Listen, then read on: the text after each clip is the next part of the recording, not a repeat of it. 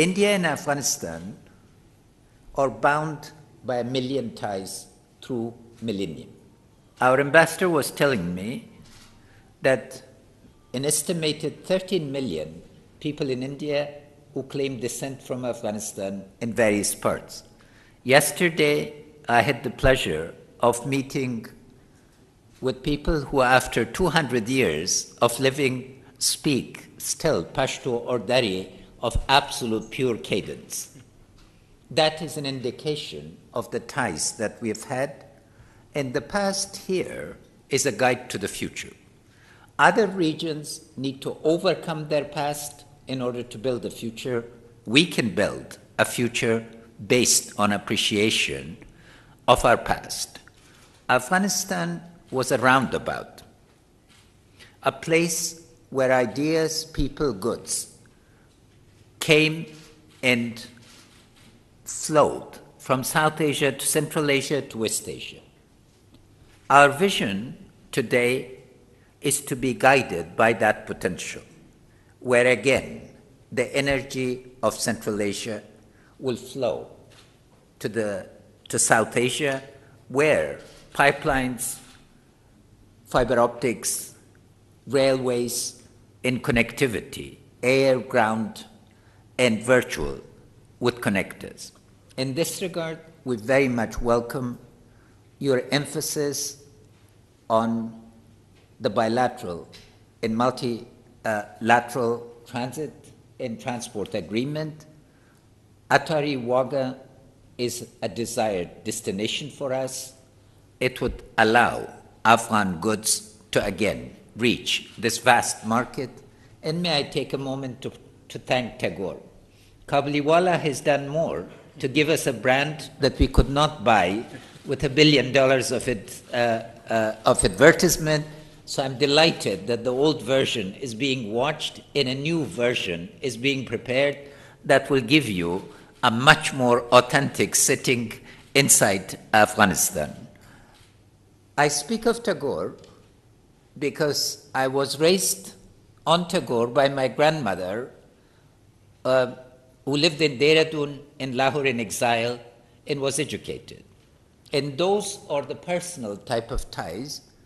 India's own story has been well understood and often commented. The continuity, the vision, the remarkable transformation. But India's impact on others has not been as much understood. My generation, growing in 1950s, grew on Indian texts and people. Abul Kalam Azad, Mahatma Gandhi, Jawaharlal Nehru were not names, but ideas, people, leaders. So I would like to pay tribute to Indian democracy, to the discourse of rule of law, to the discourse of equality, to the discourse of engagement in transformation. That is where we join together, because Afghanistan's quest is for democracy. We have, through the formation of the Government of National Unity, and let me convey the best regards of Dr. Abdullah and the Vice Presidents and other members of the Cabinet who are not here, as well as the Afghan nation, to you. Our political statecraft has shown that divisions of the past are not going to be the confining limitations of the Afghan imagination. The formation of the Government of National Unity is a tribute to the desire of the people for unity. Peace, Mr. Prime Minister, is our significant goal,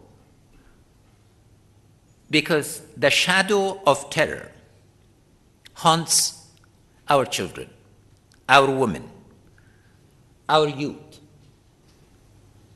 What people in the rest of the world take for granted, namely for a young girl to go from home to school in return, is still an exception to us.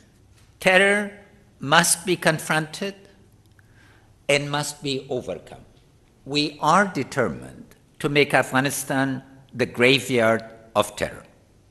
Our will must not be underestimated, and we will not be beaten into submission. But terror, if it's to be contained, and if the disease is to be cured, root, stock, and branch, requires a regional framework of peace and cooperation. We are determined to change the regional nature of cooperation.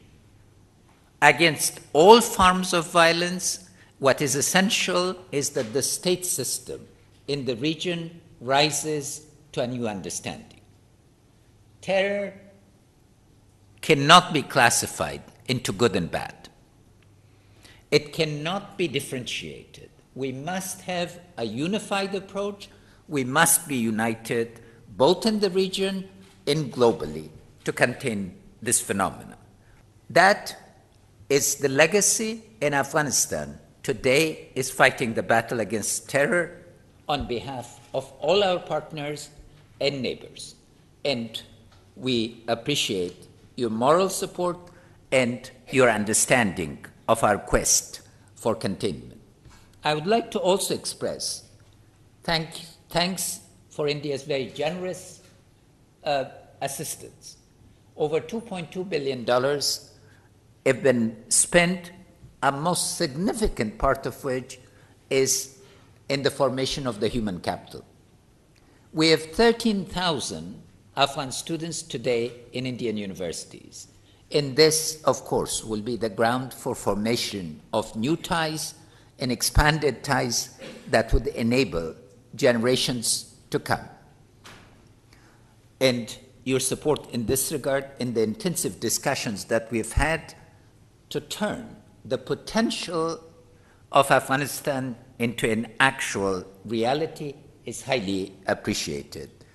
Indian investment is important to us, and we would like very much to see coordination, transport access, not only through Pakistan to Wagah Atari, but also to Chabahar, would be crucial for a country that is a dual nature.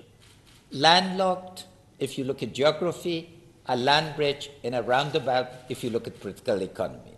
We look forward to an Asia that is economically integrated, where profound and lasting peace between states prevails, and where we allow the incredible energies of our people, the entrepreneurial talent for which South Asians are best known, to tackle our greatest enemy, poverty, exclusion, discrimination. In that quest, Mr. Prime Minister, I want to thank you for both your leadership in India and SARC, and for your support for Afghanistan. It has been a pleasure, and we're looking very much forward to receiving you in Kabul.